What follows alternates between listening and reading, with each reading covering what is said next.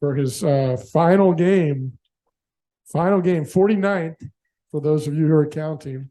49th, 49, almost 50. 49. He almost got to 50, but for his 49th pregame presser for his 49th game at Cal, we've got six-year safety Daniel Scott. So we'll go ahead and take questions for Daniel. We'll get started with Jeff Ferrato. Go ahead, Jeff. Hey, Daniel, how you doing? Good. How you doing, Jeff? I'm fine. Can you just talk about what it was like for you to have the kind of impact you had on your final big game the other day?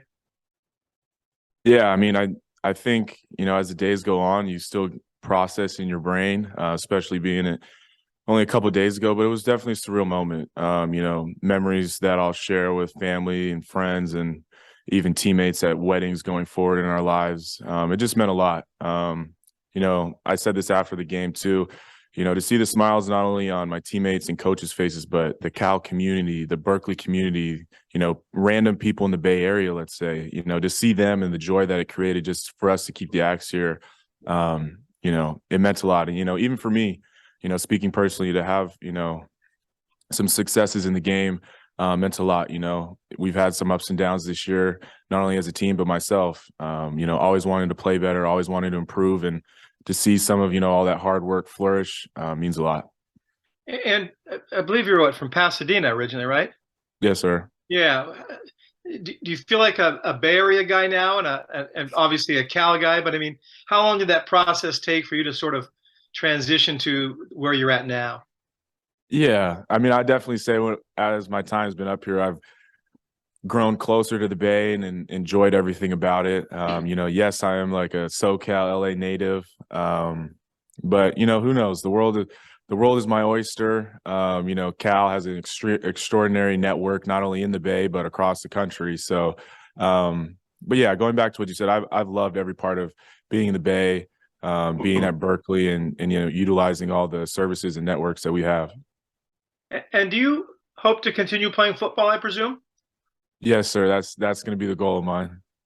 And what are you hearing about that? What do you think your prospects are? I'm not too sure. I know that, some people in the world have told me that I have a shot of going to the NFL. And, I'm the type of guy to just keep putting my head down and working as hard as I can and performing and, letting my play do the speech. So, continue to put my best foot forward week in and week out with, not only this game, but training after this and wherever life takes me. And, if I get that shot, awesome. If I don't, then we pivot and move something else. But yeah, I mean, I love football, till I die. So I will continue to run until my wheels fall off, as I'll say. How much encouragement is the fact that you have so many former Cal defensive backs in the league right now? How much does that give you confidence that maybe I can make it too?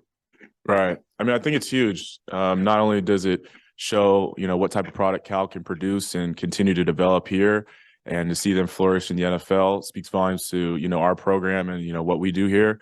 But it kind of gives me a more personable understanding, being in the film room with Jayhawk, Ashton, Elijah, Cam for years and years, just kind of set me the blueprint for how to, take business, how to, act like a pro, and everything like that. So it's been huge. And to build those connections with those guys and to know that they're just a phone call or a text away if I ever need help or want to consult about something, means a lot. It truly does.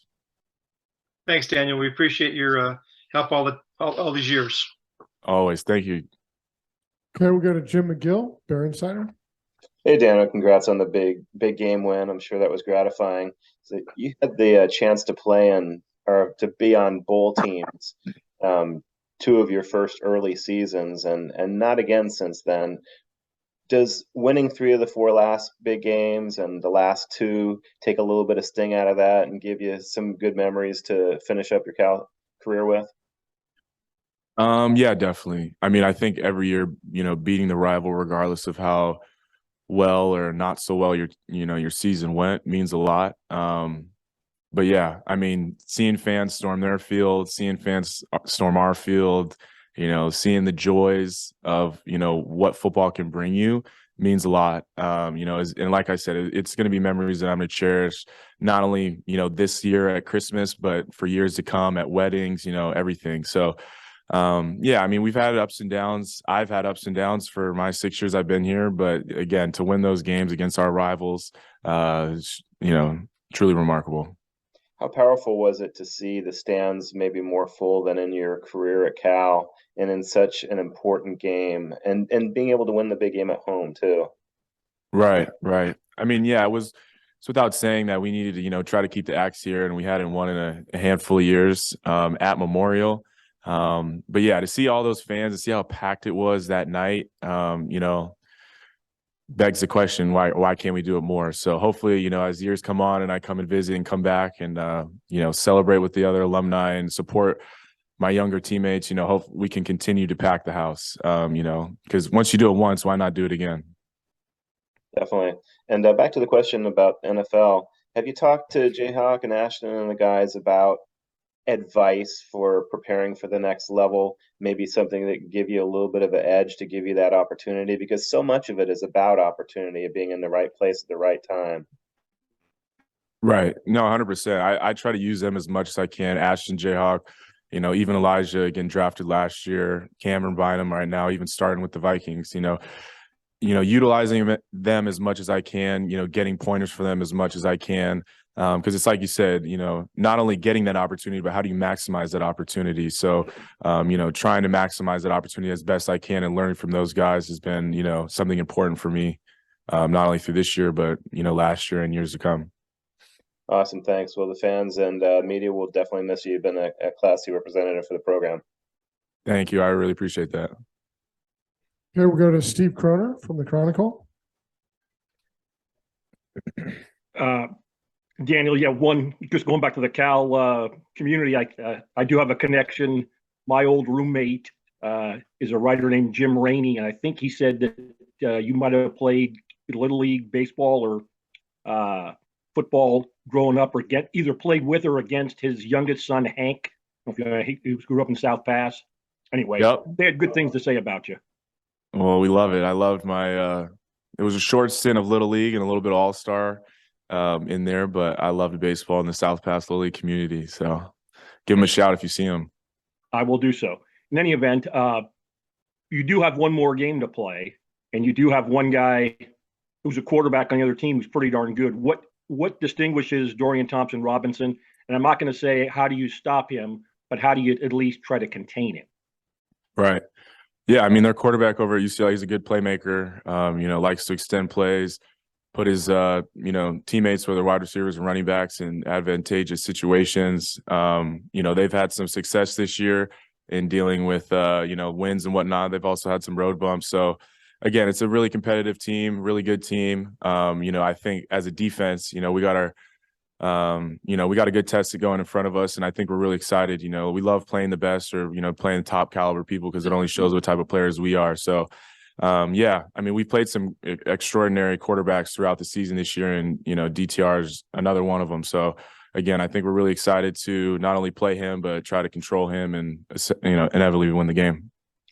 And growing up where you did, do I assume you went to games as a kid in the Rose Bowl? Yep, as much as I could, I guess. So what would it mean to you to end your career with wins over Stanford and UCLA?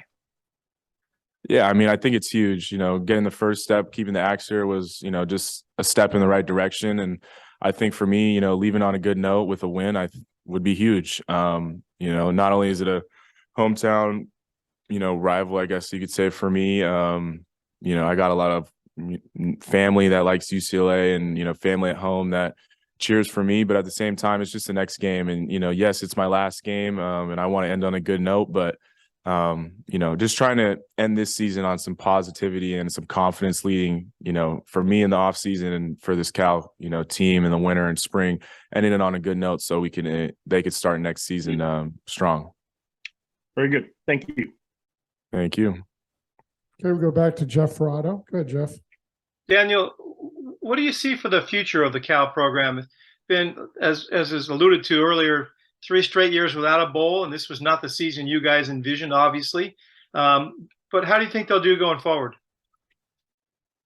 I mean, that's a good question. I think they're going to do just fine. They're going to do great. They're going to continue to, put their best foot forward, whether it's the coaches and developing the players or the players themselves. They're going to continue to come in here and put in the work, whether it's in winter workouts or whether during its spring ball, trying to, learn the playbook better or, understand schematically what we're trying to get done. But again, I think it's only up from here. I think Wilcox is, you guys have seen since I've been here, he's done it right every year. So continuing to, make those adjustments, make those changes where it need be. I think the Cal community, even myself, and everyone here has full belief, in the program, with coach, with the coaches, and even the players. So again, I think continuing to keep our standards high, continue to be critical of ourselves in making adjustments or changes or, wanting to just be a better player. But again, yeah, like you said, we had a, tough year this year, and hopefully that can, that sour taste can be kept in our mouths, all throughout the off season. We haven't seen Brett Johnson play in 2 whole years. Do you expect him to come back, make a lot of noise? Yeah, I mean, definitely. I think it was tough, seeing Brett go down during fall camp and, knowing how much work he puts in, and to see that happen to him and with such a severe injury, I mean, means a lot. But at the same time, Brett puts his all into the sport. You saw that when he made an impact initially when he got here, and I think he's just biting his nails, ready to get back, and he's getting healthy and whatnot. And I think he's excited for next year, and maybe spring ball or whatever happens. Thanks, Daniel. Yep. Okay, anybody with a final question for today for Daniel? We'll hope to get him one more time after a win, but anybody else for today? Okay. Thank you, Daniel. Thank you, guys.